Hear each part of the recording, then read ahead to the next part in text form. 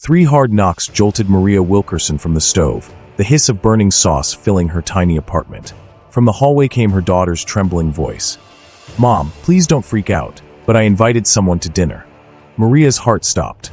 No one was supposed to know where they lived. When she opened the door, the man waiting there wasn't a neighbor, wasn't a friend. He was a billionaire with eyes that looked like they'd seen her before. And the secret he carried would turn one quiet dinner into the most dangerous night of her life. Before we dive in, where are you watching from, and what kind of story do you want to see next? Drop it in the comments. And if stories like this pull you in and don't let go, go ahead, hit subscribe. I have another powerful one coming tomorrow. Now, let's get into the story. Maria Wilkerson froze in the doorway of her cramped kitchen, the wooden spoon hovering mid-stir as red sauce dripped onto the gas burner with an angry hiss. Thunder rumbled low outside, rattling the thin windows of their second-floor apartment. She'd been lost in thought, exhausted from back-to-back shifts at County General, mentally calculating whether she could stretch this week's groceries to cover lunches too, when Amanda's voice cut through the quiet. "Mom, please don't freak out." Maria's stomach dropped. Nothing good ever started with those words. "But I invited someone to dinner." The spoon clattered against the pot. Maria spun around, her nurse's instincts firing on all cylinders. Scan for danger, assess the threat, protect the child. Amanda stood in the narrow hallway entrance, still wearing her school backpack, her expression caught somewhere between excitement and guilt. "You what?" Before her daughter could answer, 3 slow, deliberate knocks echoed from the front door. Not the hurried tap of a neighbor. Not the rhythmic pattern of someone familiar. 3 measured, patient knocks that somehow felt intentional. Maria's pulse hammered in her throat. Her hands, usually steady enough to start IVs on premature babies, trembled as she wiped them on her faded scrubs. She moved toward the door, positioning herself between Amanda and whatever, was on the other side. Amanda Rose Wilkerson. Maria's voice came out strangled, barely above a whisper. "Who is out there?" "It's okay, Mama. He's nice. He brought flowers and everything. A man. A stranger her 9-year-old had invited into their lives like he was a classmate coming over for a playdate." Maria's mind flooded with every news story she'd ever read, every warning she'd ever given her daughter about strangers, every nightmare scenario that haunted single mothers in moments exactly like this. Her hand reached for the chain lock, then hesitated on the deadbolt. "Amanda, go to your room. Now." "But Mama." "Now." The little girl's face crumpled, but she didn't move. "Please, Mom. You'll understand when you see him. He's the one who—" 3 more knocks. Softer this time. Almost apologetic. A man's voice filtered through the hollow door, cultured and careful. "Mrs. Wilkerson, I realize this is highly irregular. If you'd prefer, I can leave the items with the neighbor and go." Maria's breath caught. The voice didn't sound threatening. It sounded uncertain, almost as uncomfortable as she felt. But that didn't mean anything. Monsters could sound polite too. She glanced at Amanda, whose brown eyes, so much like her father's, pleaded with silent desperation. "Trust me, Mama. Please trust me." Against every screaming instinct in her body, Maria unlocked the deadbolt. The chain stayed on. She cracked the door open 3 inches, and nearly staggered backward. The man standing in the dim hallway was tall, composed, and so obviously out of place in their building that he might as well have been wearing a sign that said wrong address. His brown suit was immaculate despite the rain, tailored, expensive, the kind Maria only saw on hospital administrators and donors who swept through the pediatric wing for photo ops. Graying at the temples, kind eyes behind wire-rimmed glasses, and in his hands, a bouquet of white lilies and a pink bakery box tied with string. He looked like someone's elegant grandfather, or a corporate executive who'd wandered off the set of a pharmaceutical commercial. Not a threat, but also absolutely a threat, because men like this didn't end up in buildings like hers unless something was very, very wrong. "Good evening, Mrs. Wilkerson." He offered a small, cautious smile that didn't quite reach his eyes. "I hope I'm not intruding. Your daughter extended a very kind invitation, and He paused, glancing down at the flowers as if seeing them for the first time. "I didn't realize she meant tonight." Maria's hand tightened on the doorframe. "You're telling me my 9-year-old daughter invited you to our home, and you just came?" "Mama, it's not like that." Amanda squeezed past her mother's legs, pushing the door open wider despite Maria's attempt to block her. "Mr. Stevenson is the man from the hospital. The one who—" "Amanda, back." Maria's voice cracked like a whip, and this time the little girl obeyed, retreating 2 steps but still hovering close enough to intervene. The man, Mr. Stevenson apparently, raised both hands in a gesture of peace, the bakery box dangling from one finger. I understand how this looks. I assure you, my intentions are. I don't care about your intentions. I care about why a grown man showed up at my door because a child asked him to. Maria's voice shook despite her effort to sound firm. Her free hand fumbled for her phone in her pocket. You have 30 seconds to explain before I call security. Then the police. Stevenson's jaw tightened, but he didn't move. Didn't step closer, didn't retreat. He simply stood there, rain dripping from his shoulders onto the threadbare hallway carpet, looking like a man who'd made a terrible miscalculation and knew it. She said it was a thank you dinner, he said quietly, for what happened at the hospital last week. Maria's heart stuttered. The hospital. Last week. The memory crashed over her like cold water.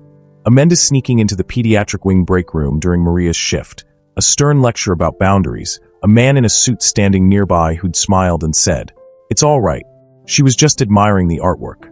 Oh God, this was that man. The donor. The one whose name was on the new wing's plaque.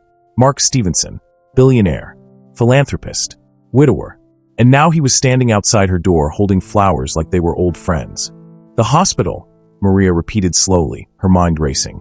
You remember my daughter from one conversation in a break room? She left quite an impression.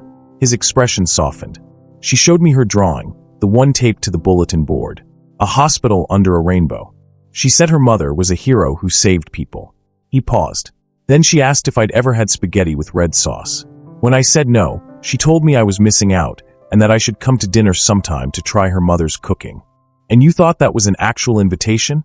Maria's voice pitched higher. I thought it was a sweet sentiment from a lonely child, Stevenson said gently. I didn't think she'd track down my office number through the hospital directory and call my assistant to confirm a date. Maria's vision blurred at the edges. She was going to faint, or scream, possibly both. Amenda's small voice wavered from behind her. I wanted to say thank you, Mama. Like you always tell me. When someone is kind, we show gratitude. And there it was. The moral teaching Maria had drilled into her daughter since she was old enough to understand. Accept kindness with grace, and never be too proud to say thank you. Now weaponized into the world's most terrifying dinner invitation. Maria closed her eyes, pressed her forehead against the doorframe, tried to remember how to breathe. Mrs. Wilkerson. Stevenson's voice was softer now, tinged with something that sounded like regret. I lost my wife 5 years ago, and when your daughter smiled at me last week, when she talked about heroes and spaghetti and how her mother worked so hard, His voice cracked. I wasn't thinking clearly. I should have known better. I'll leave right now. Please, I'm sorry. He turned to go, the flowers still clutched in one hand, and Maria heard herself say, Wait. The word escaped before her brain could stop it. Stevenson froze mid-step. Maria looked down at Amanda, at her daughter's hopeful, heartbreaking expression, and then back at the man in the hallway. He'd mentioned his wife. A loss. 5 years ago. The same time frame as. You said 5 years ago, Maria said slowly. Were you at County General that night? The storm. The accident on Route 9. Stevenson turned back, his face pale. How did you? I was the charge nurse on duty. I took the call from the ambulance. Maria's voice dropped to barely a whisper. I stayed on the line with someone. A man. He was trapped in his car, waiting for the jaws of life, and I kept him talking so he wouldn't go into shock. Her throat tightened. I never knew his name. The bakery box slipped from Stevenson's fingers. He caught it at the last second, but his hands were shaking now too. That was you, he breathed. The voice on the phone. You told me to count my breaths. You asked me about my daughter, what her favorite bedtime story was. You kept me conscious until they pulled me out. His eyes glistened. You saved my life. Thunder cracked overhead, rattling the hallway lights. Maria's knees felt weak. 5 years. 5 years she'd wondered what happened to the man from that call. The one whose voice had broken when he talked about his little girl. She'd checked the admission logs the next day, but the name had been redacted due to his VIP status. Just another anonymous emergency in a career full of them. And now he was standing outside her door, because her daughter had invited him to dinner. I didn't know, Maria whispered. I didn't know it was you. I didn't know it was you either, Stevenson said. Not until just now. He looked at Amanda, then back at Maria. Your daughter said her mother was a hero. She was right. The words hung in the air between them. 5 years of grief and gratitude, an impossible coincidence colliding in a narrow hallway that smelled like mildew and old carpet. Maria's hand loosened on the door. Her maternal instincts still screamed danger, but beneath that was something else. Something quieter. A memory of a voice in the dark, a man fighting to stay alive, a promise she'd made to keep talking until help arrived. She'd saved him once. Could she really turn him away now? Amanda, Maria said quietly, not taking her eyes off Stevenson. Pick up that bakery box if Mr. Stevenson drops it again. The little girl's face lit up like Christmas morning. Does that mean? It means, Maria interrupted, pulling the door open fully and stepping aside. If Mr. Stevenson still wants to stay for dinner, and if he understands that I'll be watching his every move, then I suppose my daughter did make a promise. And I won't teach her to break promises. It was a calculated risk. The kind Maria made in the ER when a patient was crashing and the protocol book didn't have answers. Trust her gut. Trust the data. Trust that sometimes, against all odds, the impossible story turned out to be true. Stevenson's shoulders sagged with relief. I would be honored, Mrs. Wilkerson. Truly. It's Maria, she said, stepping back to let him in. And it's just spaghetti. Nothing fancy. Spaghetti is my favorite, Amanda announced, bouncing on her toes. As Stevenson crossed the threshold into their tiny, cluttered apartment, tracking rainwater onto the worn linoleum, looking magnificently out of place among their second-hand furniture, Maria caught his gaze. One wrong move, she said quietly. Just one. Understood, he replied. And Maria, thank you. For then. And for now. Maria closed the door behind him, her hands still trembling. What was she doing? This could be the biggest mistake of her life. Or it could be. She didn't let herself finish the thought. Have you ever had a stranger enter your life in the most unexpected way? Drop a comment below and tell me. Would you have let him stay? Because what Maria doesn't know yet is that this meal will unravel a mystery 5 years in the making, and prove that sometimes, the people who save us aren't always who we expect. The kitchen was barely large enough for 2 people, let alone 3, but somehow they made it work. Amanda buzzed around like an excited hummingbird, pulling out their mismatched plates. One chipped, one faded, one from a gas station promotion, and arranging them on the small folding table with ceremonial importance. Mark Stevenson stood near the doorway, still holding the lilies, looking like a diplomat who'd accidentally wandered into a hostel. He seemed afraid to touch anything, as if his mere presence might contaminate the humble space. But his eyes kept drifting to the crayon drawings taped to the refrigerator. The photos held up by alphabet magnets. The life Maria and Amanda had built in the margins. You can sit, Maria said, her voice still guarded as she filled a pot with water. Dinner won't be anything like what you're used to. I'm sure it'll be perfect, Mark replied, and something in his tone made Maria's hands still on the faucet. Because he didn't sound like he was being polite. He sounded like a man who'd forgotten what perfect even meant until now. The apartment seemed to shrink the moment Mark Stevenson settled into the rickety chair across from her daughter. Maria moved through her tiny kitchen with practiced efficiency, hyper-aware of every sound. The scrape of his chair against linoleum, the rustle of his expensive suit jacket as he adjusted it, the careful way he folded his hands on the table like he was trying to take up less space. Out of place didn't begin to cover it. Her worn Formica table had seen better days. One leg propped up with folded cardboard, the surface marked with crayon scars and coffee rings that wouldn't scrub out. The chair he sat in wobbled. She'd been meaning to fix it for months. And here sat a man who probably had dining tables that cost more than her annual salary. Acting like this was perfectly normal. Who does this? Maria's mind churned as she dumped pasta into boiling water. Who shows up to a stranger's apartment because a 9-year-old asked them to? Your drawing is remarkable, Amanda, Mark said, his gaze fixed on the refrigerator where a dozen crayon masterpieces clung to the metal via alphabet magnets. He stood slowly, as if asking permission, and moved closer to study one in particular, a building with a rainbow arching overhead. Is this the hospital where your mother works? Uh-huh. Amanda beamed, bouncing in her seat. That's the new wing. The one with your name on it. See. She pointed to a small detail in the corner, a logo Maria had never noticed before. I copied it from the sign. Mark's hand froze halfway to the paper. You drew the foundation logo? I wanted it to be real, Amanda said matter-of-factly. Mama says when you make art, you should put real things in it so people remember it's not just pretend. Something shifted in Mark's expression, a crack in the composure, a softness that made Maria's throat tighten against her will. He studied the drawing for a long moment, his jaw working like he was trying to keep words from escaping. It's beautiful, he finally said, his voice rough. May I take a photo of it? Really? Amanda's eyes went wide. You want a picture of my drawing? I think it's the best architectural rendering I've seen all year. Maria stirred the pasta harder than necessary, the wooden spoon clattering against the pot. Get it together, she told herself. He's being nice to your kid. That's all. Don't read into it. But her internal monologue wouldn't shut up. Who is this man beyond the headlines? Beyond the press releases and ribbon-cutting ceremonies? What kind of billionaire accepts a dinner invitation from a child and shows up like it's the most important appointment of his week? Why us? Why here? Why now? She drained the pasta with more force than needed, steam billowing up into her face. Behind her, Amanda had launched into a breathless recap of her day. Something about a ladybug at recess, a spelling test she'd aced, and how her friend Jordan had shared his cookies at lunch because Amanda had forgotten hers at home. Maria's chest tightened at that last part. She hadn't forgotten to pack cookies.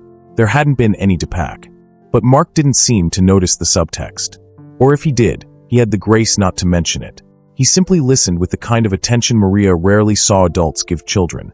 Not humoring her, but actually listening, asking follow-up questions, laughing at the funny parts. And then the ladybug flew away, but I made a wish first, Amanda concluded solemnly. You're supposed to make wishes on ladybugs. Everybody knows that. I didn't know that, Mark said seriously. What did you wish for? Amanda glanced at her mother, then leaned in conspiratorially. I can't tell you, or it won't come true. But it's a good one. Maria carried plates to the table, the chipped one for herself, the faded one for Amanda, and the gas station promotional plate for their guest. She'd thrown together garlic bread from day-old rolls she'd gotten for half price, brushed with margarine and garlic powder, toasted in the oven until golden. It wasn't much. It wasn't enough. But it was what she had. This smells incredible, Mark said as she set his plate down. He wasn't looking at the food. He was looking at her, and the sincerity in his expression made her want to scream or cry or both. It's just spaghetti, Maria said curtly, sliding into her seat.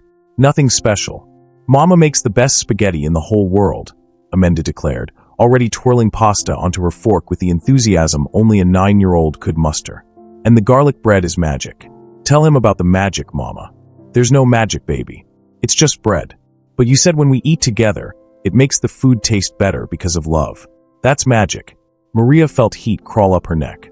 She focused on her plate, avoiding Mark's gaze. Eat your dinner before it gets cold.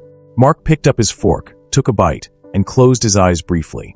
When he opened them, something in his expression had shifted, softer, more vulnerable. Your daughter's right. This is the best spaghetti I've had in. I can't remember how long. You must have better places to eat than here, Maria said, the challenge clear in her tone. Restaurants with Michelin stars. Private chefs. All that. Mark set his fork down carefully. You'd be surprised how long it's been since anyone invited me to dinner just because they wanted to.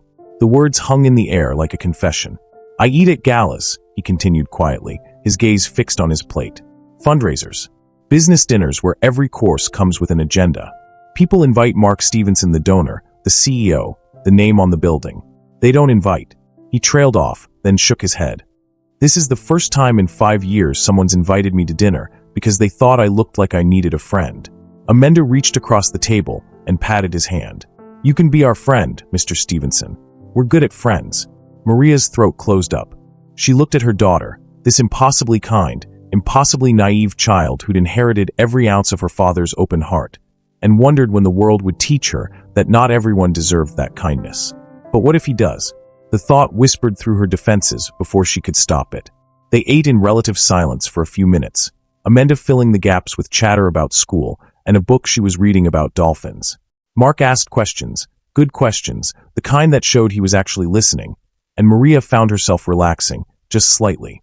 Maybe this was okay.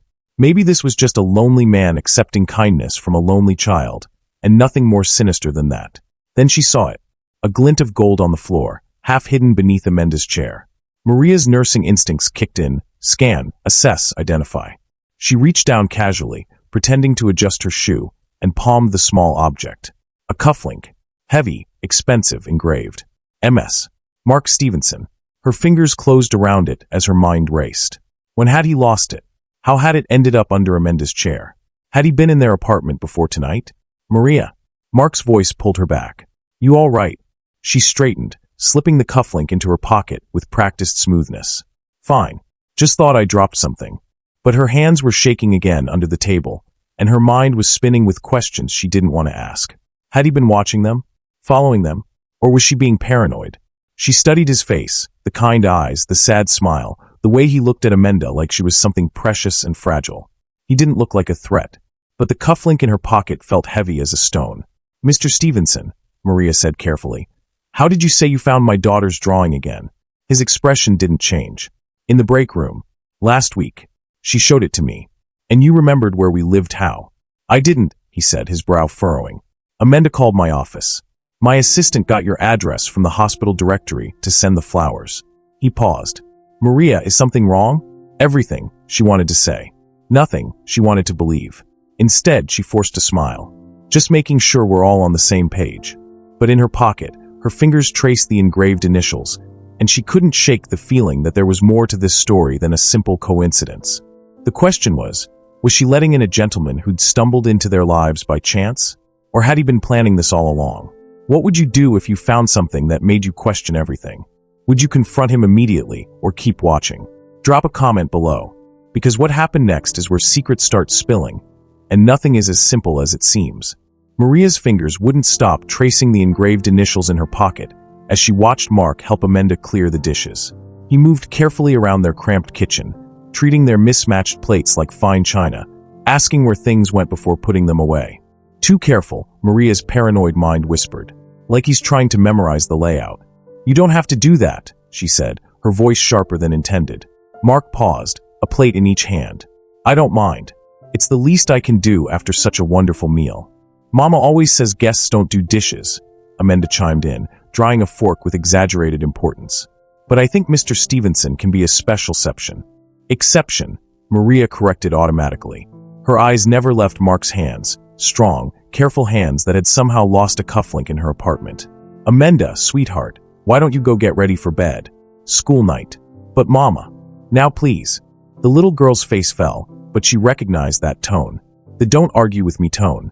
She set down the dish towel and trudged toward her bedroom, shooting Mark an apologetic look over her shoulder. The moment her door clicked shut, silence filled the kitchen like a held breath. Mark set the plates in the drying rack with deliberate slowness. "Maria, if I've done something to make you uncomfortable, you lost this." Maria pulled the cufflink from her pocket and held it up between them, the gold catching the harsh fluorescent light. "Under my daughter's chair." His eyes widened. "I didn't even notice." He reached for it, then stopped, reading her expression. "You think I've been here before? Have you?" "No." The word was firm, immediate. "Maria, I swear to you, I've never set foot in this building before tonight." "Then how?" "I've been dealing with a faulty clasp for weeks." He pulled back his left sleeve, showing his other cufflink, identical, but hanging slightly loose in the fabric. "My wife gave these to me. I can't bring myself to replace them, even though they barely stay on anymore." His voice softened. "I probably lost it when I took off my jacket, or when Amanda hugged me goodbye in the hallway last week. I don't know. But I promise you, Maria, I haven't been stalking you." The television in the living room flickered to life. Amanda must have turned it on from her room using the universal remote, her usual bedtime stalling tactic. The evening news theme music drifted into the kitchen, and Maria glanced over reflexively, then froze. On the screen, bathed in elegant lighting and surrounded by people in evening wear, was Mark Stevenson. The camera panned across a glittering ballroom, the Chiron reading. Stevenson Foundation announces $50 million expansion to pediatric wing. "That's tonight's broadcast," the anchor's voice narrated. Earlier this evening, philanthropist Mark Stevenson unveiled plans for the largest single donation to County General Hospital in its history, honoring his late wife Hannah's legacy of child advocacy. Maria's breath caught. The footage cut to Mark at a podium, looking polished and distant. Nothing like the man standing in her kitchen with pasta sauce on his shirt cuff. The Hannah Stevenson Memorial Wing will provide state-of-the-art care for premature infants and critically ill children, TV Mark said, his voice measured and professional. "It's what she would have wanted. It's what she deserved to see." The camera lingered on a photo behind him. A beautiful woman with kind eyes and a radiant smile, holding a small girl in a yellow dress. Maria's hands went numb. She knew that photo. Not the image itself, but the moment. 5 years ago, on the worst night of her career, she'd heard a man describe that exact picture while trapped in a crushed vehicle, his voice breaking as he talked about his daughter's yellow dress and his wife's smile, and how he just needed to hold on long enough to tell them he loved them one more time. "Maria." Mark's voice seemed to come from far away. "Are you all right?" She couldn't speak, couldn't move. The cufflink slipped from her fingers and clattered onto the counter. On the TV, The news had moved to weather, but Maria's mind was stuck 5 years in the past. The emergency call. The accident on Route 9. The man she'd kept talking, kept breathing, kept alive until the rescue team could cut him free. "Turn it off," she whispered. "What? Turn it off." Mark lunged for the remote, silencing the TV. The sudden quiet was deafening. Maria gripped the counter, her nurse's training the only thing keeping her from collapsing. Breathe. Count. Ground yourself. But the numbers wouldn't come. All she could hear was that voice from 5 years ago, desperate and broken. "Please keep talking. Don't let me fall asleep. Tell me about something good. Maria, talk to me." Mark's hand hovered near her shoulder, but didn't touch. "What just happened?" 5 years ago, she managed, her voice barely above a whisper. "You said you lost someone dear on a rainy night 5 years ago." His face went pale. "Yes. What happened?" The question hung between them like a blade. Mark's jaw tightened. He looked away, toward the darkened living room window where rain still streaked down the glass. There was an accident. A drunk driver. He ran a red light going 70 in a residential zone. His voice was hollow, reciting facts to keep emotion at bay. "My wife was driving. Our daughter was in the back seat. I was in the passenger side. Route 9, Maria breathed. The intersection near the hospital." His head snapped toward her. "How did you know that?" "Keep going." The car flipped. "Hannah died on impact." "Sophie." His voice cracked. "Sophie held on for 3 hours. But by the time they got us out, it was too late." He swallowed hard. "I was trapped, pinned, fading in and out. The paramedics couldn't reach me yet, but someone, a nurse, she called me, kept me on the phone, kept me talking." Maria's legs gave out. She sank into the kitchen chair, her whole body trembling. "She asked me about my family," Mark continued, lost in the memory. "About Sophie's favorite bedtime story. About the yellow dress Hannah had bought her for her birthday. She made me describe the photo I kept in my wallet, the one from our anniversary trip." His eyes glistened. "She probably saved my life. I never got her name. The hospital said it was against protocol to share that information." The kitchen spun. "I tried to find her," Mark said softly. "For months after. I wanted to thank her. Tell her that even though I lost everything that night, she gave me the gift of consciousness, of being fully present when they told me Sophie was gone. I got to say goodbye because of her." He wiped his eyes roughly. "But the records were sealed. All I knew was her voice." Maria's spoon, the one she'd been stirring with earlier, now resting on the counter, clattered to the floor.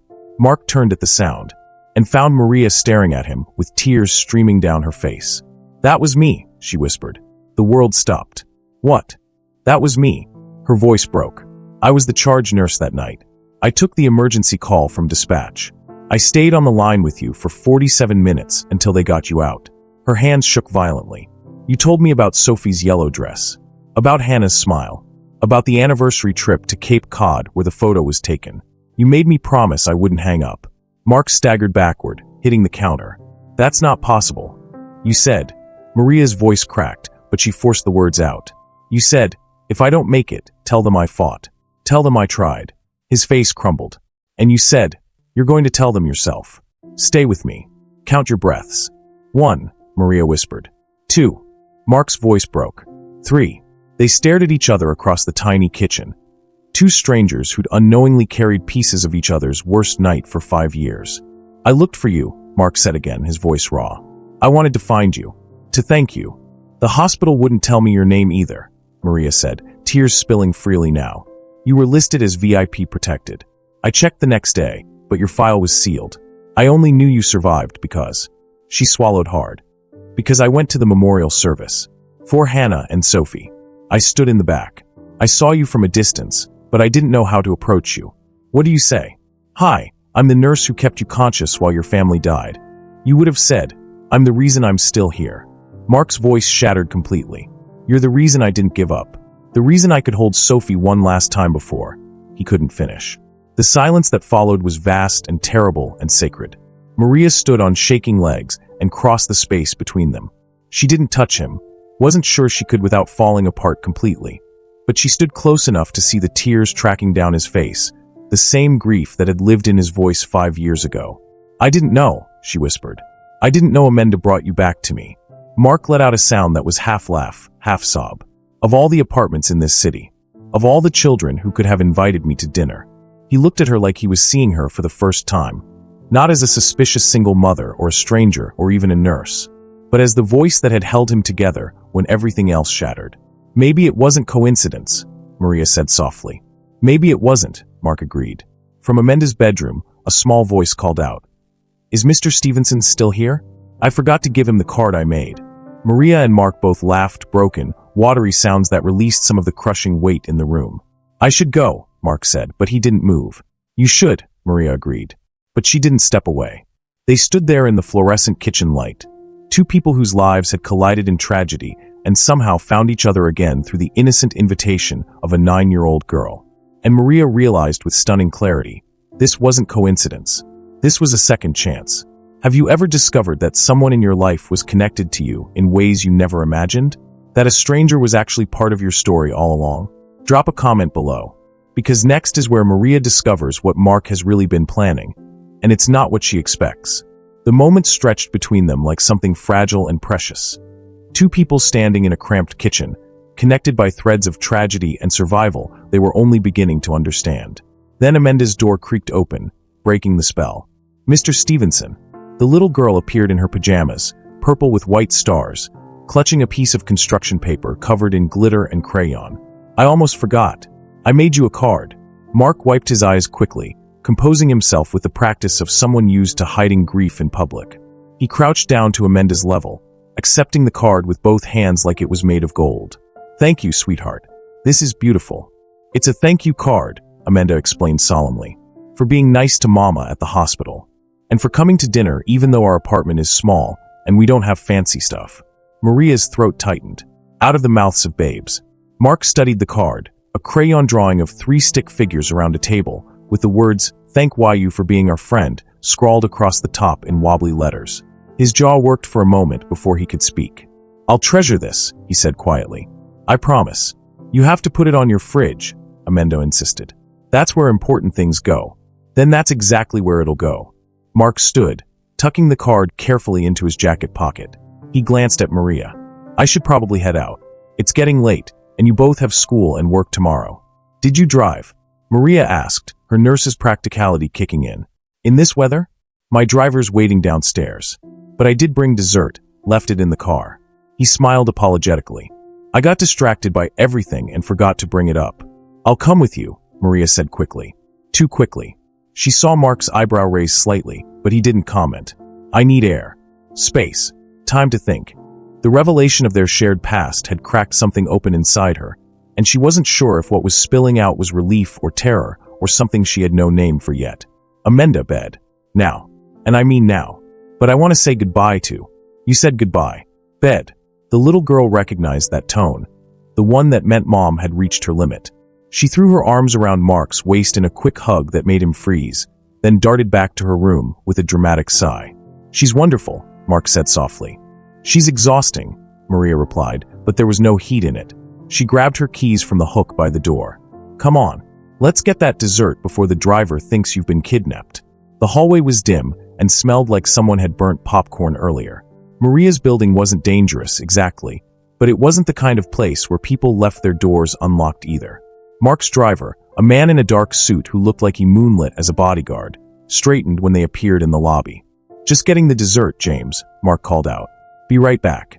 The black town car was parked right out front, sleek and expensive, and so obviously out of place it might as well have had a neon sign saying wealth on the roof. Mark opened the back door and leaned in, retrieving a white box from a high-end bakery Maria recognized, but had never set foot inside.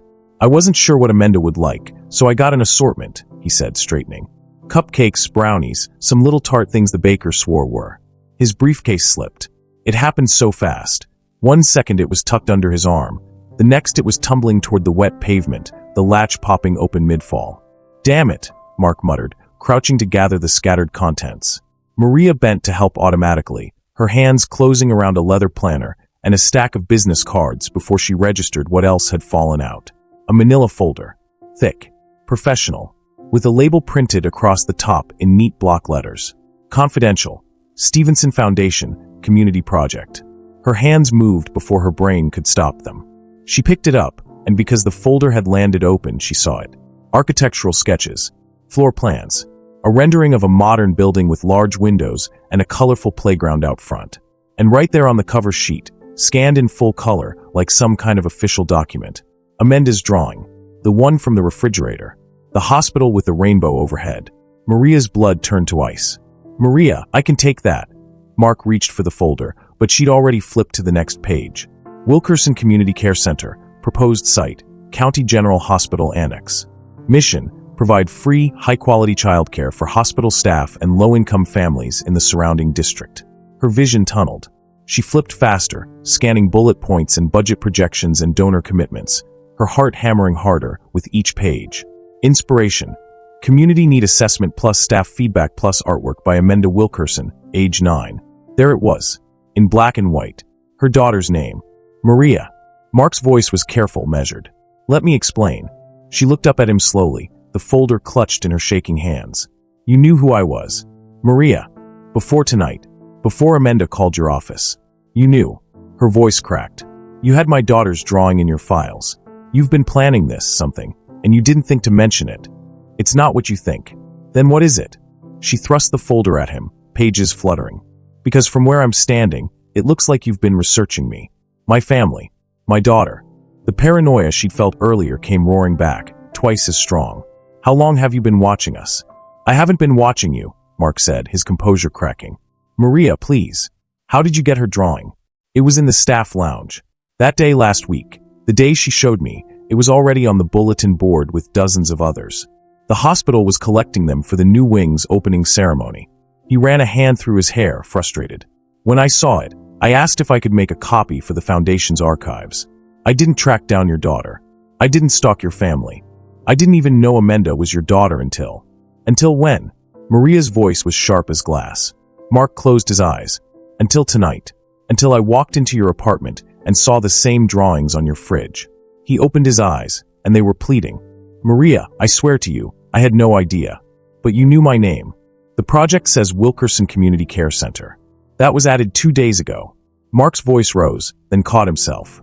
James the driver was pretending very hard not to listen from 10 feet away. Mark lowered his voice. "The Foundation board asked me to name it after a staff member. Someone who embodied the hospital's values. I asked administration for recommendations, and they sent me personnel files. Names only, no photos. Yours came up. Maria Wilkerson. Nurse. 15 years of service. Multiple commendations." His voice softened. "I didn't connect the dots until I saw your face. That's convenient. It's the truth." Maria wanted to believe him. God, she wanted to believe him so badly it hurt. But the folder in her hands felt like evidence of something darker. Manipulation, calculation, the kind of wealthy person power play where normal people were just pawns in games they didn't understand. "Why?" she asked, her voice breaking. "Why name it after me at all?" Mark's expression crumbled. "Because when I heard your name in that hospital file, when I read that you'd stayed on a call for 47 minutes to keep a stranger conscious, I remembered. I didn't have your face. I didn't know if you were young or old, tall or short. But I knew your voice. And I knew you were the kind of person who deserved to be honored." The rain had started again, soft and cold. Maria stood there on the sidewalk, holding a folder full of architectural dreams with her daughter's artwork on the cover, and felt the ground shifting beneath her feet. "You should have told me," she whispered. "I should have," Mark agreed. "But Maria, how do I explain to someone that I've been carrying their voice in my head for 5 years? That I've spent thousands of dollars trying to find them? That when I finally had a name, your name, I didn't know how to approach you without sounding like a lunatic. So you just showed up for dinner? I didn't know it was you." His voice cracked with frustration. "Your daughter invited me. I said yes because a sweet kid asked me to dinner, and I've been so damned lonely I couldn't remember the last time someone wanted my company without an agenda." He swallowed hard. "And then I walked into your apartment and saw your face, and everything clicked into place. But by then, it was too late to explain without sounding exactly like what you're accusing me of being." Maria stared at him, searched his face for lies, for calculation, for anything that looked like the polished billionaire from the news broadcast. All she saw was a man who looked as terrified and confused as she felt. "I don't know if I can trust this," she said quietly. "I know. I don't know if I can trust you. I know that too." She held the folder out to him. He took it carefully, like she might snatch it back. "I need you to leave," Maria said. Mark nodded slowly. "Okay, and I need you to stay away from my daughter." His face went pale, but he nodded again. "If that's what you need." "It is." He climbed into the back of the town car, the dessert box still in his other hand. James closed the door and circled around to the driver's seat. Maria stood on the sidewalk, arms wrapped around herself, watching the taillights disappear into the rain-slicked night. When she finally went back upstairs, Amanda was asleep with the bedroom light still on. Maria turned it off, kissed her daughter's forehead, and sat down at the kitchen table. The cufflink was still on the counter where she'd left it. She picked it up, traced the engraved initials. MS. Mark Stevenson. Billionaire. Philanthropist. The man who'd had her daughters drawing in his private files. The man whose life she'd saved. The man who'd somehow found his way back to her through impossible coincidence, or something else entirely. Maria didn't sleep that night. She just sat there in the dark, holding a gold cufflink, and wondering if she'd just made the biggest mistake of her life, or the smartest decision she'd ever made. Have you ever discovered something that made you question everything you thought you knew about someone? Would you have sent him away, or would you have demanded answers right there? Drop a comment below. Maria didn't sleep that night. She just sat there in the dark, holding a gold cufflink, and wondering if she'd just made the biggest mistake of her life. The apartment was too quiet. That's what she noticed most, how the silence pressed against her ears like water, suffocating and heavy. For years, she'd craved quiet. Craved the moment when Amanda finally fell asleep, and she could just exist without someone needing her. But tonight, the quiet felt wrong.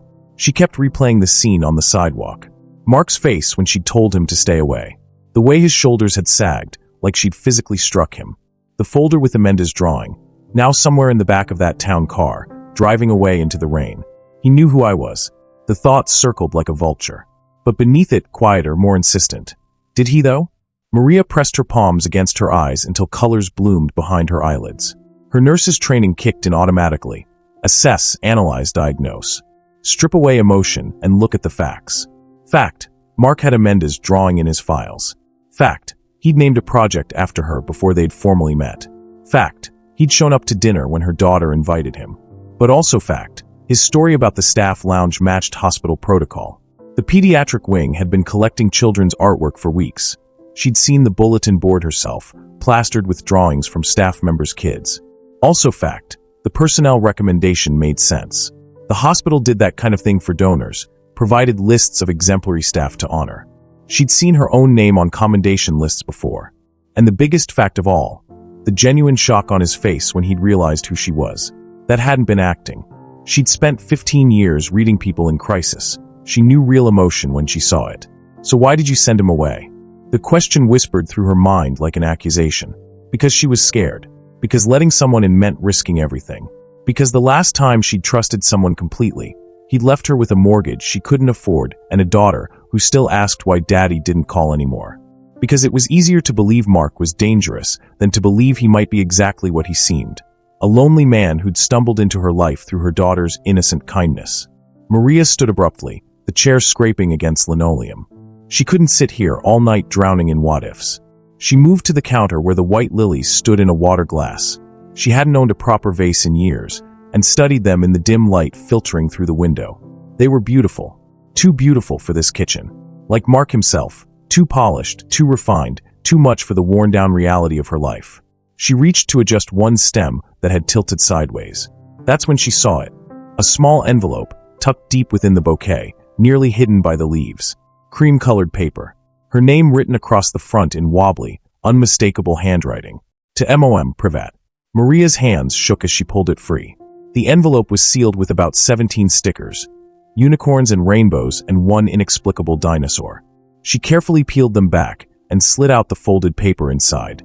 The writing was Amanda's, each letter painstakingly formed, some backwards, with the earnest intensity of a 9-year-old who'd worked very hard on something important. Dear Mr. Stevenson, thank you for being nice at the hospital. You looked sad like my mommy gets sad. She says she's not, but I can tell. She cries in the bathroom when she thinks I'm asleep. I invited you to dinner because maybe if you come someone will make her smile again. She used to smile all the time before Daddy left. Now she only smiles when she's pretending. Please make my mommy smile again. She works really hard and she's the best mommy in the world, but I think she's lonely. I'm lonely too, but I have friends at school. Mommy doesn't have friends. She just has me. If you can't make her smile, that's okay. But maybe you could try. Because you seemed like you needed a friend too. Love, Amanda. P.S. If you read this before dinner, please come anyway. Don't tell my mom I wrote this. She would be embarrassed. She gets embarrassed a lot. The paper crumpled in Maria's fist as a sob tore from her throat, ugly and raw and full of every emotion she'd been holding back since Mark walked through her door. Her daughter had seen everything. Every forced smile. Every night Maria had locked herself in the bathroom to cry where Amanda wouldn't hear. Every moment of loneliness Maria thought she'd successfully hidden. And instead of being scared or resentful, Amanda had tried to fix it. Had invited a stranger to dinner because she'd recognized the same loneliness in him that she saw in her mother. What have I done? Maria's legs gave out. She slid down the cabinet to the floor, let her clutch to her chest, and let herself cry for the first time in months. For her daughter's too big heart. For her own stubborn pride. For Mark Stevenson, who'd lost everything and somehow found the courage to accept a child's dinner invitation. For the chance she'd just thrown away out of fear. The numbers on the microwave clock glowed green. 2:47 a.m. Too late to call. Too late to take it back. Too late to do anything but sit on her kitchen floor and feel the full weight of her mistake. Morning came anyway, indifferent to Maria's sleepless night. Amanda bounced into the kitchen at 6:30, already dressed for school in mismatched socks and a shirt with a juice stain she'd insisted was barely noticeable. "Is Mr. Stevenson coming back?" she asked immediately, pouring cereal with the confidence of someone who'd never once measured anything correctly in her life. "Did he like the card I made?" Maria's throat closed. "He loved it, baby." "So he's coming back." How do you explain to a 9-year-old that you sent away her one act of matchmaking because you were too scared to trust it? "I don't think so, sweetheart." Amanda's spoon clattered into her bowl. "Why not? Did I do something wrong?" "No." Maria crossed the kitchen in 2 strides, pulling her daughter into a fierce hug. "No, baby, you didn't do anything wrong. You were perfect. You're always perfect. Then why? Sometimes grown-ups make things complicated when they shouldn't." Maria's voice cracked. "I got scared. I thought maybe Mr. Stevenson had reasons for being here that weren't what they seemed. But he was nice, Mama." Amanda pulled back, her brown eyes, so much like her father's it hurt, searching Maria's face with that unnerving clarity children sometimes possessed. "He looked at you the way Daddy used to look at you in the old photos. Before he got mean." The words hit Maria like a physical blow. "What?" "In the pictures. Before Daddy left. He used to look at you like you were special." Amanda's voice got very small. "Mr. Stevenson looked at you like that too. Like you're magic or something." Maria couldn't breathe. Couldn't think. Couldn't do anything but hold her daughter and wonder how she'd been so blind. The knock came at 7:15, just as Maria was herding Amanda toward the door for school. 3 measured taps. Patient. Apologetic. Familiar. Maria froze. Amanda's face lit up like the sun. "It's him. Mama, it's him." "Amanda, wait." But the little girl had already wrenched open the door. Mark Stevenson stood in the hallway, looking like he'd had about as much sleep as Maria. His suit was rumpled. His tie was slightly crooked. The polished veneer had cracked completely, leaving someone raw and uncertain and undeniably human. "I'm sorry," he said immediately, before Maria could speak. "I know you told me to stay away. I know I should respect that. But I couldn't." His voice broke. "I couldn't leave things the way we left them. Mr. Stevenson." Amanda threw her arms around his waist before Maria could stop her. "You came back." Mark's hands hovered uncertainly before settling gently on the child's shoulders. His eyes met Maria's over Amanda's head, and she saw everything there: grief, hope, fear, the same desperate loneliness her daughter had recognized and tried to heal. "Amanda, go brush your teeth again," Maria said quietly. "But I already." "Again." The little girl sighed dramatically but obeyed, shooting Mark an encouraging thumbs up as she disappeared into the bathroom. The moment the door closed, Mark spoke. "I read the letter." Maria's heart stopped. "What letter?" "The one Amanda tucked into the flowers. For me." His voice was thick. "She asked me to make you smile again. Said you were lonely. Said I looked like I needed a friend too." He swallowed hard. "Maria, I didn't come here with an agenda. I came because a little girl saw something in me that I thought I'd buried with my family. She saw that I was barely surviving. And she offered me dinner like it was the most natural thing in the world." "Mark, let me finish. Please." He took a shaky breath. 5 years ago, I lost my daughter Sophie. She was 6. She loved dinosaurs and finger painting and asking questions nobody could answer. She made me laugh every single day. His voice cracked. "And when she died, I forgot how to do that. How to laugh. How to live instead of just existing." Maria's vision blurred. "Then one day, I'm at the hospital for a board meeting, and I wander into the staff lounge looking for coffee. And there's this bulletin board covered in children's drawings. Dozens of them. And right in the center is Amanda's, a hospital with a rainbow overhead. And for the first time in 5 years, I smiled without forcing it. He pulled the drawing from his jacket pocket, the original, carefully preserved in a plastic sleeve. I asked if I could keep a copy. They said yes. I didn't know whose child made it. Didn't care. I just knew that every time I looked at it, I felt something other than grief. His eyes glistened. Then a week later, a little girl came into that same lounge and told me her mother was a hero who saved people. And when she invited me to dinner, I said yes because... He trailed off, struggling. Because for one moment, I felt like maybe I could be a person again instead of just a monument to loss. You didn't know it was me, Maria whispered, finally understanding. You didn't know until you walked through that door. I swear to you, I didn't know. Mark's voice broke completely. But Maria, when I saw your face, when I realized you were the voice that kept me alive 5 years ago, it felt like the universe was giving me a second chance at something I didn't even know I'd lost. Not romance. Not pity. Just connection. With someone who understands what it's like to keep breathing when everything in you wants to stop. The bathroom door creaked. Amanda peeked out, toothbrush in hand, her expression hopeful and terrified. Maria looked at her daughter. At Mark. At the drawing he'd kept because it made him remember how to smile. At the letter Amanda had written, asking a stranger to help fix something a 9-year-old shouldn't have to worry about fixing. And she made a choice. Stay, she said quietly. Mark's breath hitched. What? I'm not saying I trust this yet. I'm not saying I understand it. But I'm saying...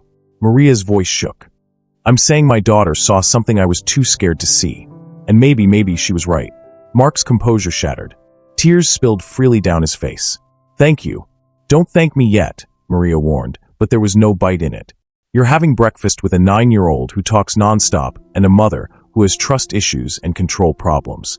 Sounds perfect, Mark said and smiled, real and genuine and broken and beautiful. Amanda squealed and launched herself at both of them, wrapping her arms around their waists and squeezing tight. I knew it, she announced triumphantly. I knew you just needed to talk. Maria met Mark's eyes over her daughter's head and saw her own fragile hope reflected back. Maybe this was crazy. Maybe she'd regret it. But maybe, just maybe, her daughter's letter had been right all along. The moment lasted exactly 4 seconds before reality crashed back in. Maria pulled away from Amanda's embrace, her hands suddenly shaking. You need to get to school. We're already running late. But Mama. Now Amanda. The sharpness in her voice made both Mark and her daughter flinch. Get your backpack. Brush your hair. We're leaving in 5 minutes. The little girl's face crumpled with confusion, but she obeyed, retreating to her room with backward glances that screamed what just happened. The second her door closed, the walls started closing in. What am I doing? What am I doing? Maria pressed her palms against the counter, her breath coming too fast. Mark stood frozen by the door, his expression shifting from hope to concern. Maria, I need you to leave. The words came out strangled. I thought you said. I know what I said. Her voice pitched higher, panic clawing up her throat. I don't know why I said it. I don't. This is too much. This is all too much. Mark took a careful step forward. Maria, it's okay. We can slow down. There's no pressure. No pressure. She laughed, and it came out sharp and bitter. You show up at my door with flowers and fancy desserts. You have my daughter's artwork in your files. You name a building after me without asking. And now you're standing in my kitchen at 7 a.m. like this is normal. Her hands wouldn't stop shaking. Nothing about this is normal. You're right. Mark's voice stayed maddeningly calm. You're absolutely right. This situation is extraordinary. But Maria, I'm not trying to pressure you into. Aren't you? The accusation burst out before she could stop it. You came here because you feel sorry for us. A single mother struggling to make ends meet. A kid with drawings on the fridge instead of family photos. We're a project for you. Another charity case for the Stevenson Foundation. The words hung in the air like poison. Mark's calm cracked. That's what you think? That this is pity? What else would it be? Maria's voice shook. You're a billionaire. I'm a nurse who can barely afford groceries. You live in a world I'll never be part of. You eat at restaurants I couldn't afford if I saved for a year. And you want me to believe you're here because my daughter made you smile. Yes. Mark's voice rose, real anger bleeding through for the first time. Because she did. Because for 5 years I've been surrounded by people who want something from me, money, connections, my name on their projects. And a 9-year-old girl invited me to dinner because she thought I looked lonely. So we're entertainment for you. A glimpse at how the other half lives. You think money makes loss easier? Mark's composure shattered completely. You think wealth fills the silence when you wake up at 3 a.m. and remember your daughter's laugh? You think my bank account brings back the conversations I'll never have, the birthdays I'll never celebrate, the life I lost? Maria flinched, but her defenses stayed up. That's not fair. None of this is fair. Mark's hands shook as he gestured between them. It wasn't fair that your voice kept me alive while my family died. It wasn't fair that I spent 5 years looking for you. It wasn't fair that your daughter found me first. But here we are, Maria. And I'm standing in your kitchen at 7 a.m. not because I pity you, but because I remember what silence feels like after laughter dies. And for the first time since I buried my wife and child, I spent an evening in a home that felt alive. Stop. Maria pressed her hands against her ears. Just stop. Why? Because the truth is uncomfortable? Because it's easier to believe I'm some rich guy playing savior than to accept that maybe, two broken people found each other and it actually means something. We're not broken. The protest came out desperate, defensive. Yes, we are. Mark's voice dropped to something raw and honest. I'm broken. You're broken. And that's okay. But don't you dare accuse me of pity when what I feel is recognition. I don't need you to recognize anything. Maria's voice cracked. I don't need you to swoop in and fix my life or make me feel like I'm not doing enough or... I never said you weren't doing enough. You don't have to say it. I see it in your eyes when you look around this apartment. The chipped plates. The furniture from Goodwill. The fact that my daughter packs embarrassing lunches because I can't always afford the good snacks. Tears spilled over despite her best efforts. You look at my life and see everything I can't give her, and you want to fix it because that's what people like you do. You write checks and build buildings and make grand gestures, and it makes you feel better about all the things you can't fix in your own life. The words echoed in the tiny kitchen, brutal and sharp. Mark's face went white. Is that really what you think of me? I don't know what to think. Maria's voice broke completely. I don't know if you're a good man or a manipulator or just someone so desperate to fill a void that you've convinced yourself this. Us means something when it's just coincidence and grief and... Stop fighting. The small voice cut through their argument like a knife. Amanda stood in the hallway, her backpack hanging from one shoulder, tears streaming down her face. Stop fighting. Please stop fighting. Maria's heart shattered. Baby, we're not. Yes, you are. Amanda's voice pitched higher, wobbling with the kind of fear that came from hearing adults yell. You're fighting like you and Daddy used to fight before he left. I hear it. I know it. She looked between them, her face crumpling. I thought if I brought someone nice home, you'd smile again. I thought you'd be happy. But I made it worse. I always make it worse. Amanda, no. Maria moved toward her daughter, but the little girl backed away. I ruin everything. I'm the reason Daddy left, and now I'm the reason you're fighting with Mr. Stevenson, and I just wanted you to be happy again. The words tumbled out between sobs. I'm sorry. I'm sorry I invited him. I'm sorry I wrote the letter. I'm sorry I'm not good enough to make you smile anymore. Oh God. Maria sank to her knees, her own tears blinding her. Baby, come here. Please come here. Amanda hesitated, then collapsed into her mother's arms, sobbing into her shoulder with the kind of heartbreak that only children can express, pure and devastating and without filter. You didn't ruin anything, Maria whispered fiercely, rocking her daughter. You hear me? You didn't ruin anything. Not with Daddy. Not with this. You're perfect. You're my whole world. None of this is your fault. Then why were you yelling? Maria looked up at Mark, who stood frozen by the door, his own face wet with tears, looking like he wanted to disappear but couldn't move. Because Mama's scared, Maria said quietly, honestly. Because sometimes grown-ups get scared of good things when they've had too many bad things happen. And I took that fear out on Mr. Stevenson, and that was wrong. Amanda pulled back, her face blotchy and red. You're scared of Mr. Stevenson? No, baby. I'm scared of... Maria's voice failed. How did you explain to a 9-year-old that hope was more terrifying than despair? That letting someone in meant risking everything all over again? She's scared of getting hurt again, Mark said softly, kneeling down to Amanda's level. Just like I'm scared. Just like everyone gets scared when something important happens.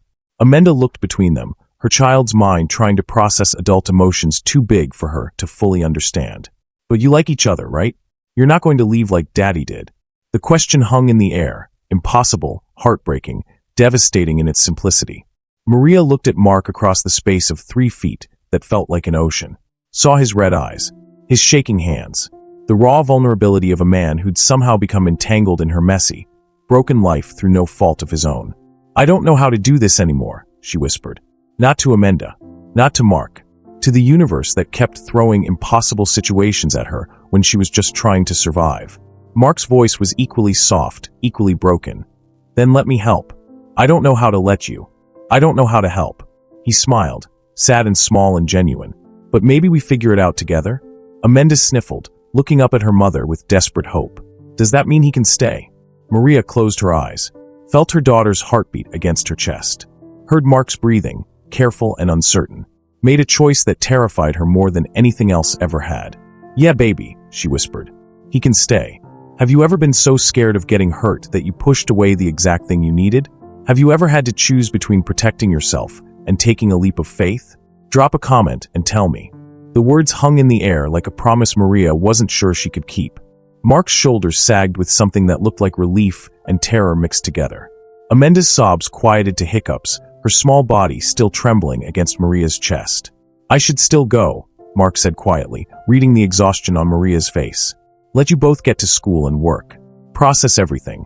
Maria nodded, not trusting her voice. She'd said he could stay, but right now, she needed space more than she needed answers. Mark stood slowly, straightening his rumpled suit. He crouched down one more time to meet Amanda's eyes. Thank you for inviting me to dinner. It was the best meal I've had in a very long time. You'll come back though, right? Amanda's voice was small, uncertain. You're not leaving forever like Daddy did? The question hit them both like a physical blow. I'm not leaving forever, Mark said gently. I promise. But your mama and I need some time to figure out grown-up things. That doesn't mean goodbye. It just means see you soon. Pinky promise? Mark held out his pinky. Amanda linked hers with his, the solemnity of the gesture somehow more binding than any contract he'd ever signed. Pinky promise. Maria walked him to the door, Amanda still clinging to her side like a barnacle. The hallway seemed darker than it had moments ago, or maybe that was just Maria's exhaustion making everything look dim. Maria, Mark said at the threshold, his voice low enough that only she could hear. I meant what I said. I'm not here out of pity. I'm here because for the first time in 5 years, I felt like I could breathe. She wanted to say something profound, something that matched the weight of the moment. Instead, all that came out was, I'll call you. When I'm ready to talk. Really talk. I'll wait. He smiled, sad and hopeful and utterly human. However long it takes. Then he was gone, his footsteps echoing down the stairwell until even that sound faded into nothing. Maria closed the door and leaned against it, suddenly exhausted down to her bones. Mama. Amanda tugged on her scrubs. Are we still going to school? Yeah, baby. We're going. The day passed in a blur of routine and distraction. Drop Amanda at school. Drive to the hospital. Check in for her shift. Move through the motions of triage and charts and patient care with the mechanical efficiency of someone who'd done this so many times her body could function on autopilot. But her mind wouldn't stop replaying the morning. The fight. Amanda's tears. Mark's broken voice. You think money makes loss easier? She'd been cruel. Defensive. Lashing out because accepting kindness felt more dangerous than rejecting it. What is wrong with me? Maria? You okay? Her co-worker Jen appeared beside her at the nurse's station, concern etched on her face. You've been staring at that chart for 5 minutes. Fine, Maria said automatically. Just tired. You're always tired. Jen softened her voice. But this is different. Want to talk about it? Not even a little bit. Long morning. Jen studied her for a moment, then squeezed her shoulder. Okay, but I'm here if you need me. The shift crawled by. Every time Maria tried to focus, her mind drifted back to Mark's face. The tears in his eyes when Amanda asked if he was leaving forever. The way he'd looked at Maria like she was something precious and fragile. Not because she was weak, but because he recognized the same cracks in her that lived in him. By the time she picked up Amanda from after-school care, Maria felt wrung out and hollow. Can we have spaghetti again tonight? Amanda asked from the back seat, her earlier tears forgotten with the resilience only children possessed. Maybe Mr. Stevenson will come back. Not tonight, baby. Tomorrow. I don't know. But you said he could stay. Amanda's voice took on that edge of panic again. You promised. I said he could stay this morning, Maria corrected gently. But sometimes grown-ups need space to think. That's what Daddy said before he stopped coming back. Maria's hands tightened on the steering wheel. She pulled into their apartment complex and killed the engine, then turned to face her daughter. Mr. Stevenson is not Daddy. Do you understand me? He's not going to disappear without saying goodbye. How do you know? I don't. Because he pinky promised you. Amanda considered this with a seriousness only a 9-year-old could muster. Pinky promises are magic. They are, Maria agreed, though her heart felt heavy. The apartment felt different when they walked in. Emptier. Like something vital had been there that morning and now was gone. Maria went through the evening routine on autopilot. Heat up leftovers, help with homework, supervise bath time, read a bedtime story. But when she tucked Amanda in and kissed her forehead, the little girl grabbed her hand. "You really smiled yesterday," Amanda whispered, "when Mr. Stevenson was here. A real smile, not a pretend one." Maria's throat closed. "Did I?" "Yeah, and you laughed. I forgot what your real laugh sounded like." The words stabbed straight through Maria's chest. She kissed Amanda's forehead again, unable to speak, and turned off the light. In the kitchen, she finally let herself look at the white lilies still sitting on the counter. They'd started to wilt slightly. She'd forgotten to change the water. She filled the glass at the sink, her movements mechanical, trying not to think about the man who'd brought them. That's when she saw it. A small envelope propped against the base of the vase. Cream-colored. Her name written across the front in elegant script. Not a child's handwriting this time, but an adult's careful hand. Maria's fingers trembled as she picked it up. Inside was a single sheet of heavy cardstock. A note, written in the same elegant script. "Maria, I've spent 5 years building monuments to loss, hospitals, foundations, buildings with plaques that say in memory of. I thought if I could memorialize grief, I could contain it, control it, make it mean something. But last night, sitting in your kitchen eating spaghetti with mismatched plates, I realized something. Home isn't a place. It's not furniture or square footage or the price of the neighborhood. It's people. It's laughter over simple meals. It's a child's drawing on a refrigerator. It's the feeling that someone is genuinely happy you showed up. You reminded me what that feels like. What it means to be present instead of just existing. And I'm more grateful for that than I can express. Thank you. For the dinner. For the conversation. For letting me be human instead of just a name on a building. If you decide you want to talk, really talk, like you said, I'll be here. However long it takes. Mark. P.S. Amanda asked me to come to her school art show next Friday.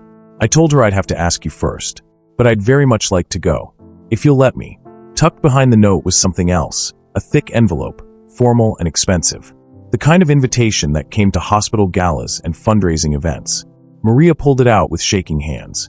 "The Stevenson Foundation cordially invites Maria and Amanda Wilkerson to the annual Children's Healthcare Gala, honoring community healthcare workers who go above and beyond.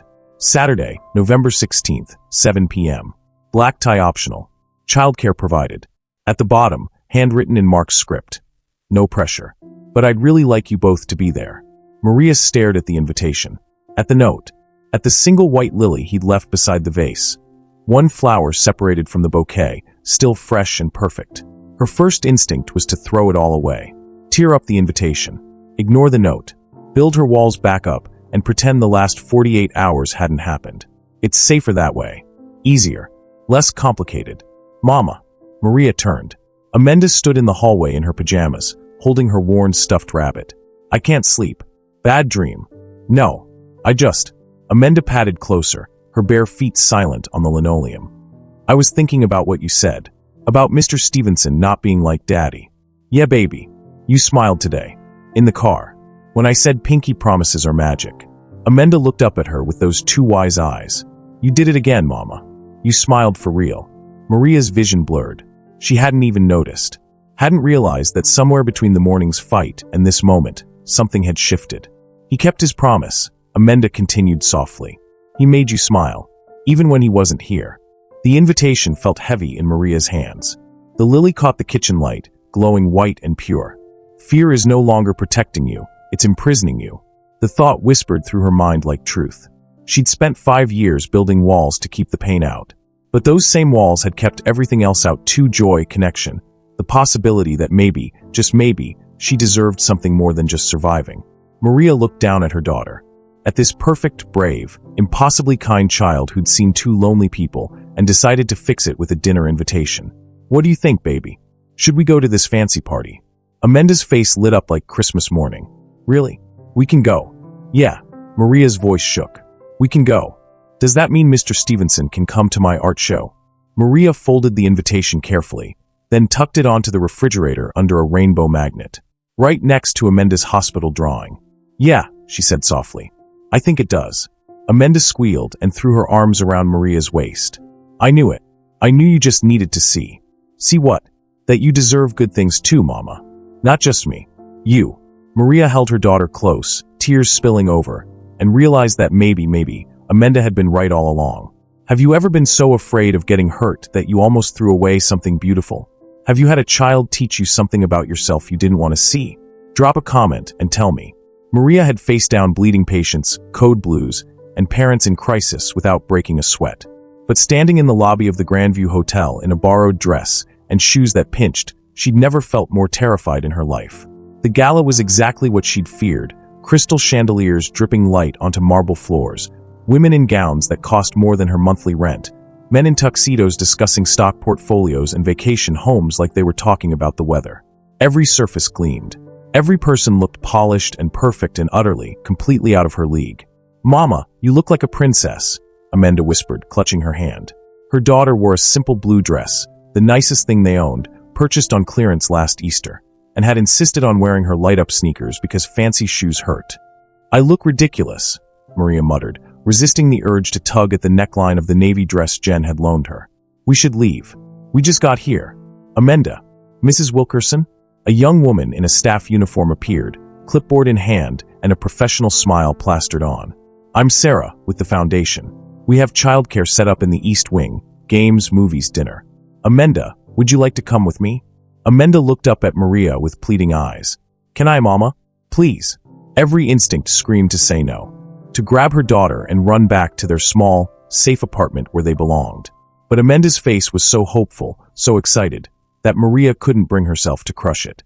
Okay, but you stay where the adults can see you. And if you need me, I'll come find you. Promise.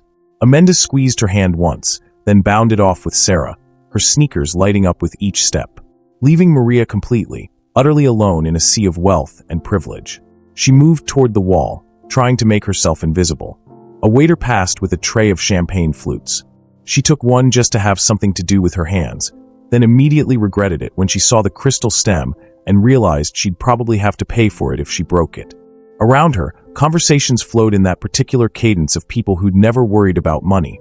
Casual mentions of the lake house and our place in Aspen and the foundation's latest acquisition.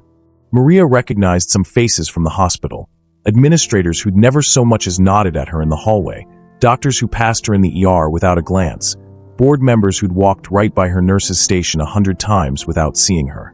Now, those same people glanced at her with barely concealed confusion. Who invited the help? Maria's throat tightened. She shouldn't have come. This was a mistake. Mark had been kind to extend the invitation, but this wasn't her world. She didn't belong here any more than she belonged in his penthouse or his life or Maria. She turned.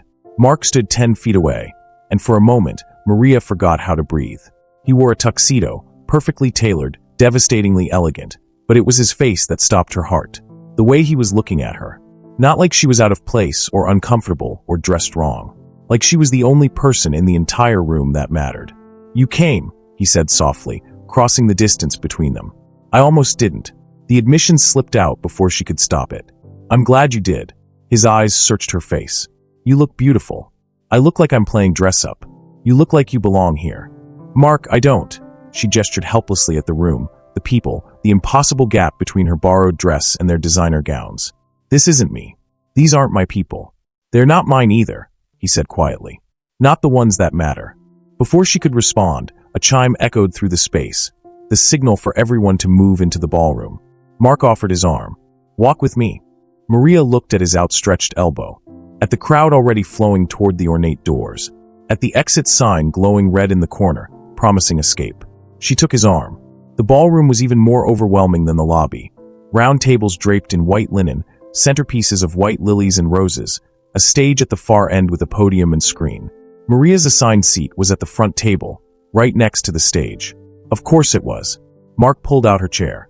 She sat, hyper-aware of the eyes on them, curious, calculating, confused. The other people at their table introduced themselves with names Maria immediately forgot, their handshakes limp and their smiles not quite reaching their eyes. They're wondering why you're here. They're wondering what you did to earn this seat. Dinner was served, courses Maria couldn't identify, portions too small to be satisfying, wine she didn't touch because she needed to stay sharp. Mark made conversation with the table, but his attention kept drifting back to her, checking without words if she was okay. She wasn't, but she was here, and that had to count for something. Finally, after what felt like hours, the lights dimmed. A woman in a crimson gown took the stage, someone important, based on the way the room quieted. Good evening, everyone. I'm Catherine Brennan, director of the Stevenson Foundation. Thank you all for being here tonight to celebrate our continued commitment to children's healthcare. Her voice carried through the speakers with practiced ease. Tonight, we have a very special announcement. I'd like to invite Mark Stevenson to the stage. The applause was polite, automatic. Mark squeezed Maria's hand once under the table, quick, reassuring, then stood and made his way to the podium. He looked different up there. Polished, powerful. The billionaire philanthropist from the news broadcasts, not the rumpled man who'd sat in her kitchen eating spaghetti. Thank you all for coming, Mark began, his voice steady. 5 years ago, I lost my wife Hannah and our daughter Sophie in a tragic accident. In the aftermath, I did what many people do. I tried to make meaning from loss. I built wings in hospitals, funded research programs, wrote checks to causes my wife cared about. The room was silent, attentive. But somewhere along the way, I forgot what Hannah actually taught me. She used to say that real change doesn't come from buildings or endowments. It comes from people. From the nurse who stays late to comfort a scared child. From the teacher who sees potential in every student. From the everyday heroes who show up day after day, not for recognition or reward, but because they care. Maria's chest tightened. A few weeks ago, I met someone who reminded me of that truth. Mark's eyes found hers across the room. A nurse at County General Hospital. A single mother. Someone who walks past most people in this room every day without being noticed. Heads turned. Maria felt the weight of dozens of gazes finding her, assessing her. 5 years ago, during the worst night of my life, this woman kept me conscious while I was trapped in a vehicle.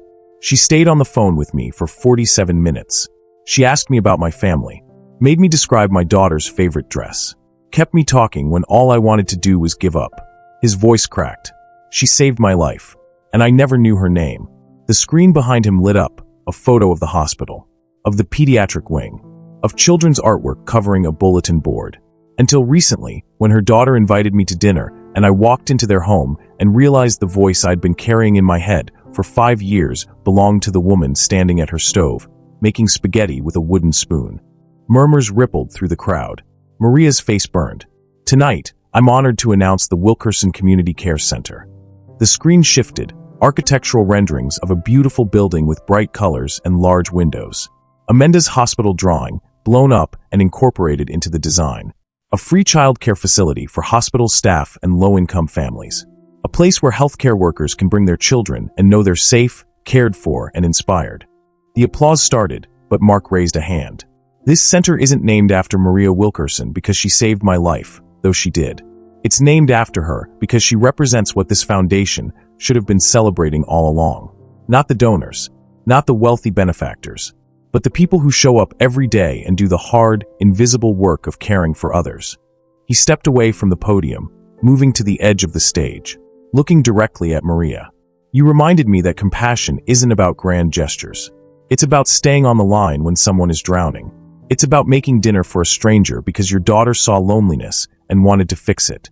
It's about courage that looks like stubbornness, and strength that looks like survival, and love that shows up even when you're terrified.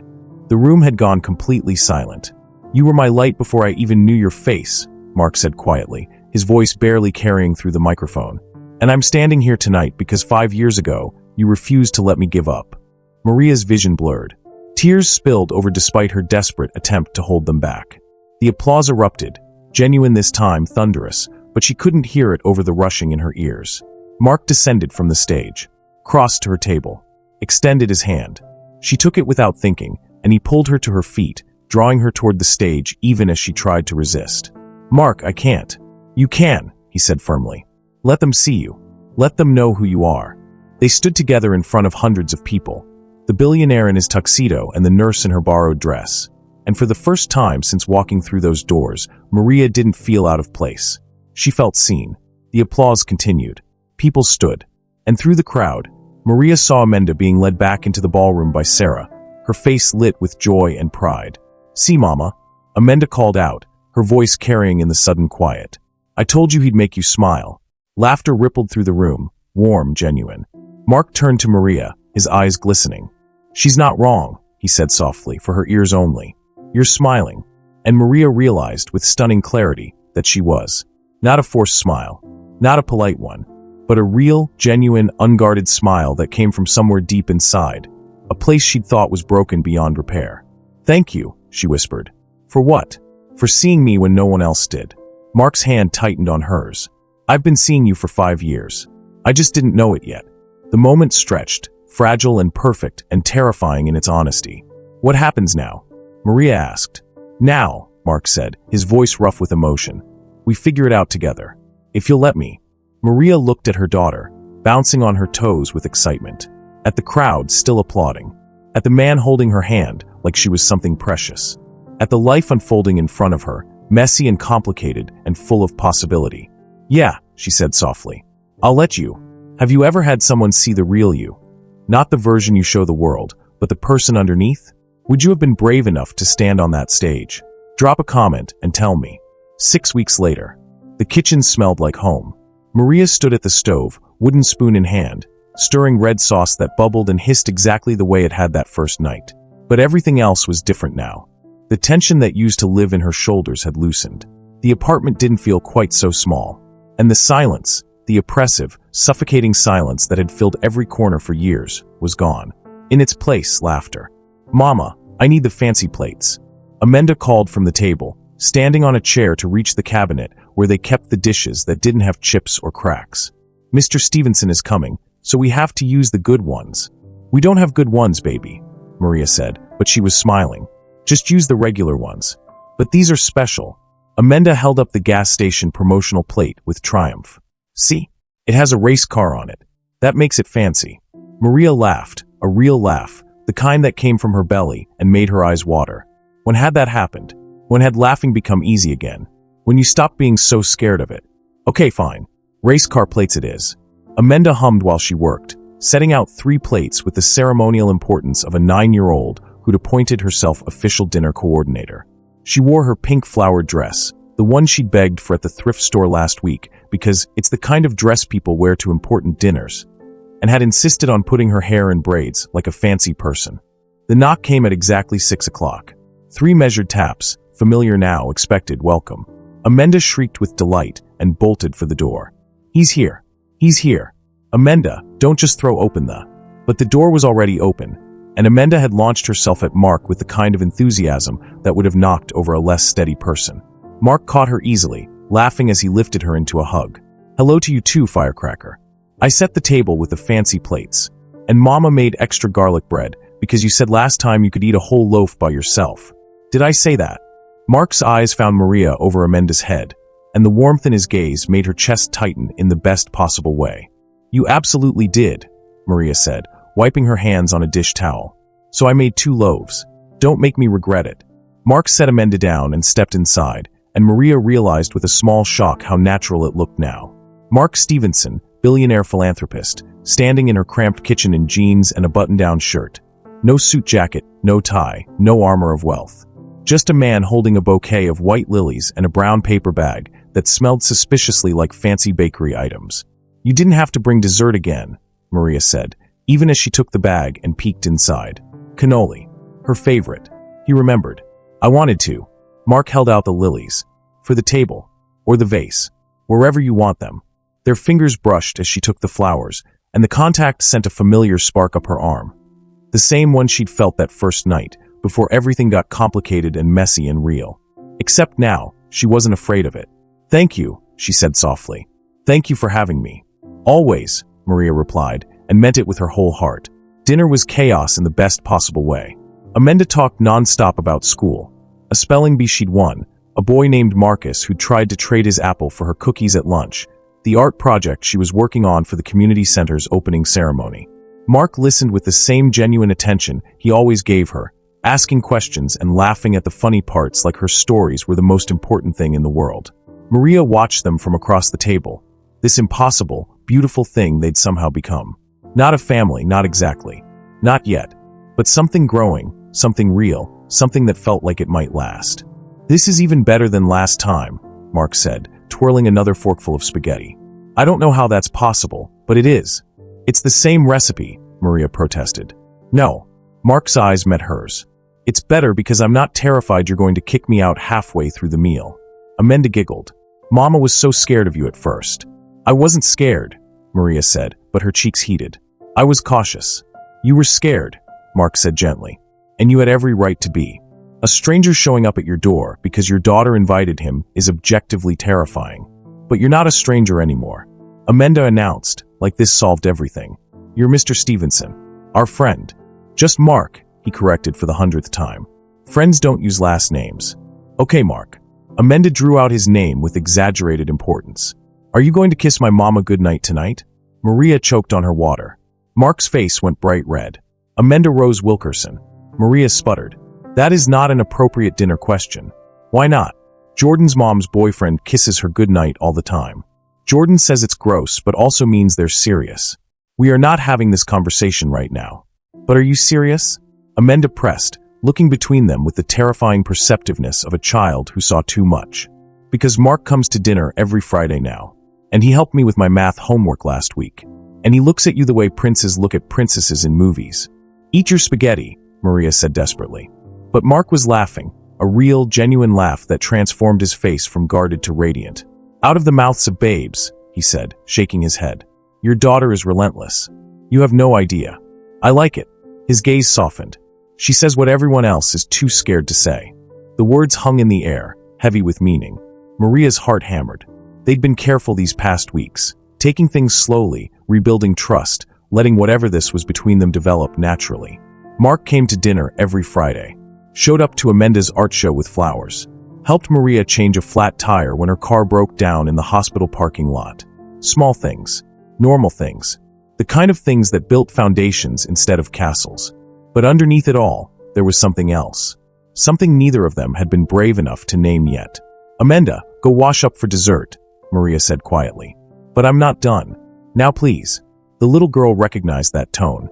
She sighed dramatically but obeyed, leaving her plate on the table and disappearing into the bathroom. The moment the door closed, silence settled over the kitchen. But it wasn't the oppressive silence Maria remembered. It was anticipation. Possibility. She's not wrong, you know, Mark said softly. About how I look at you. Maria's breath caught. Mark, I'm not asking for anything you're not ready to give, he continued, his voice steady despite the vulnerability in his eyes. But I need you to know, these Friday dinners aren't charity. They're not obligation. They're the highlight of my week. Every week. Mine too, Maria whispered. Yeah. She set down her fork, her hands trembling slightly. That first night, when you showed up at my door, I was convinced you were either dangerous or delusional. Possibly both. Fair assessment. But now, she trailed off, searching for words. Now I realize Amanda saw something I was too scared to see. She saw two people who needed each other. Not in a desperate way. Not in a fix-each-other way. But in a maybe we're both a little less lonely when we're together way. Mark reached across the table, palm up. An invitation, not a demand. Maria took his hand. That night, a stranger knocked on my door, she said softly. And somehow, he brought back every piece of my heart I thought I'd buried. You did the same for me, Mark replied, his voice rough. 5 years ago on a phone call. And again 6 weeks ago over spaghetti. You keep saving me, Maria. Over and over. Maybe we're saving each other. Maybe we are. The bathroom door opened. Amanda appeared, hands dramatically held up to show she'd washed them. Can we have dessert now? Or are you guys going to keep making googly eyes at each other? They both laughed, embarrassed and caught and utterly transparent. Dessert, Maria said firmly. Definitely dessert. Later, after the cannoli had been devoured and Amanda had been tucked into bed with her stuffed rabbit and a promise that yes, Mark would come back next Friday, Maria walked him to the door. The hallway was dim and quiet. Somewhere down the corridor, a television murmured. Outside, rain pattered softly against the windows. Gentle this time, not the angry storm from that first night. Thank you, Mark said, lingering at the threshold. For dinner. For letting me be part of this. Thank you, Maria replied. For showing up. For staying. For being patient with my trust issues and control problems. They're not problems. They're survival skills. He smiled. And for the record, I'd wait a lot longer than 6 weeks if that's what you needed. Good to know. Maria's heart hammered as she looked up at him. But I don't think you'll have to wait much longer. Mark's breath hitched. No. She rose on her toes and pressed a kiss to his cheek, brief, chaste, but full of promise. Next Friday. Next Friday, he agreed, his voice barely above a whisper. And every Friday after that, if you'll have me. We'll have you, Maria said softly. Both of us. Mark's eyes glistened. He raised his hand, hesitated, then gently cupped her face. May I? She nodded, unable to speak. The kiss was soft, careful, achingly tender. Not a beginning or an ending, but a continuation of healing, of hope, of two broken people learning how to be whole again. When they pulled apart, Mark rested his forehead against hers. To unexpected invitations, he whispered. Maria smiled through tears. And the people brave enough to accept them. After he left, Maria returned to the kitchen. 3 plates on the table. Not mismatched anymore, just theirs. The lilies in their water glass vase, white and perfect. Amenda's drawing still on the refrigerator, held by rainbow magnets. And laughter. The ghost of it still hanging in the air, warm and real and precious. The apartment didn't feel small anymore. It felt full. Maria pressed her hand to her heart and let herself believe, finally, that maybe fairy tales didn't just happen to other people.